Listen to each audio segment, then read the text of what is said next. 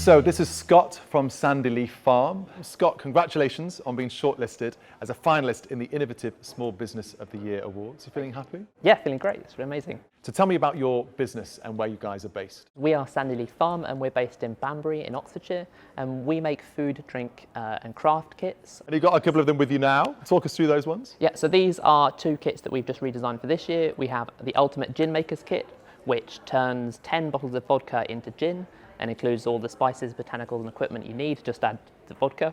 And we have our chili sauce making kit here, which makes 7 different types of chili sauce, and you just need to add a few fresh ingredients, but everything you need is in the kit. And where did the idea originally come from to start up your own business? So my grandma used to make ginger beer at home when she was raising my mum, and it always sounded really cool to have this little bubbling pot of ginger beer going all the time, so you could have ginger beer every week. So we made a kit that let people make their own ginger beer at home. And from there, we thought that was kind of successful and kind of fun. So we moved on to kits to let you make your own cheese, make your own gin, make your own bacon. The list just goes on. And now we're in the lead up to Christmas, and I'm guessing for your business, with these nice gift kit sets, it's going to be a busy time for you. Have you got any new products that are coming out for Christmas? Yeah, so we usually redo pretty much our entire lineup every year. So obviously the chili sauce is new for this year. We've also got a kebab making kit that lets you make your own doner kebab at home. At Christmas? Yep, and that took far too much R&D than it was actually probably worth. And we have a bacon making kit that's new again for this year. So yeah, a bit of everything. And what's the one thing that you love most about running a small business? Probably having a really, really close connection to our customers. So one of the reasons why we like to sell on Amazon is that we get to see every single person that orders. And if somebody comes to us with a question, they know that they will get me or my partner answering the question. So we always like to think, as well as the kits, what we actually like providing most is just sort of the helping hand along the way. So probably the best example of that is we do a wine making kit, and quite a lot of people think homebrew wine is going to be quite daunting, quite scary, and what if something weird grows in it?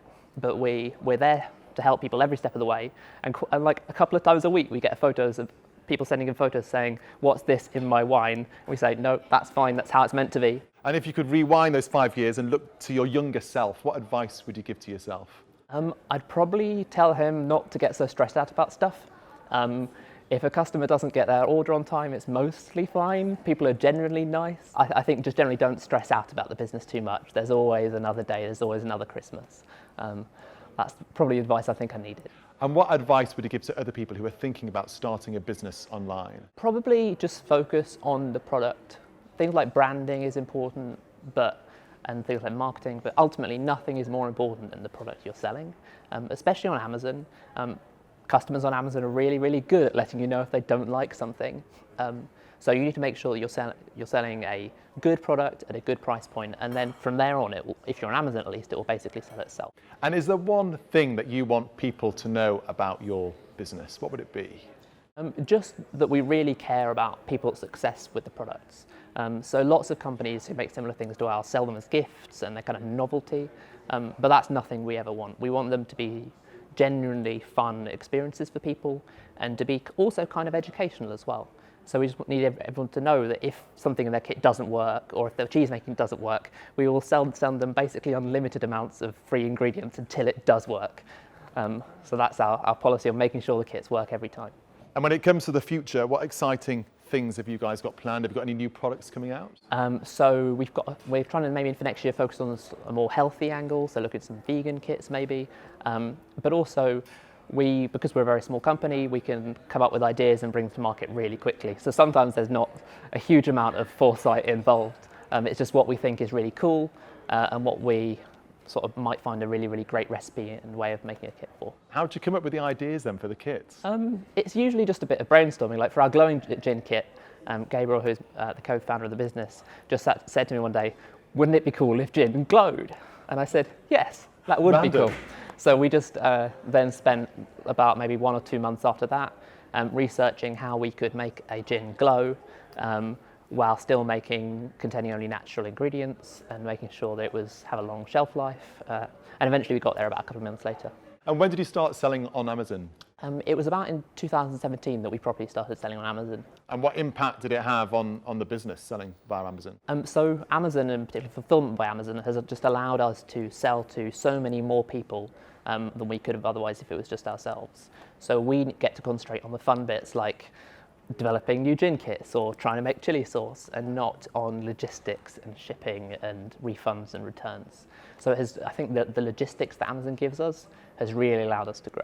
And obviously we can find you on Amazon. Can we find you guys on social media as well? Yeah, we're at Sandy Leaf Farm in all the usual places. So this is a competition and there's a brilliant prize at stake. Why do you think Sandy Leaf Farm deserves the award? I think it's because we're a little bit unusual. I think we are really actually innovating in our own category, whether that's innovation in terms of packaging, in terms of product. We also, I think, have been quite successful on Amazon. And so we export quite a lot, which is unusual for a small business. So we, thanks to Amazon in part, are able to have a very sizable chunk of our revenue come from America and come from Australia. And I don't think there are many businesses like ours in the country. So yeah, hopefully that's why we should deserve to win. You're in the Innovative Small Business of the Year category. So therefore, I'm going to ask you, what benefit does your product have for your customer? So we like to say that our kits let people do things at home that they never really realised they could do. So for example, people never realised that they could make their own gin, that gin is nothing but just a neutral spirit flavoured with juniper berries. Our newest product that we're most excited for this Christmas is we developed the world's first glow-in-the-dark gin. So people can make their own glowing gin, and we include a little UV torch in the kit. So we like to say we're always pushing the boundaries of the home kitchen into new and innovative products, which is why I think we're in the innovation category. So great to chat to you today. Best of luck to both of you and to the rest of your team at Sandy Leaf Farm. Thank you.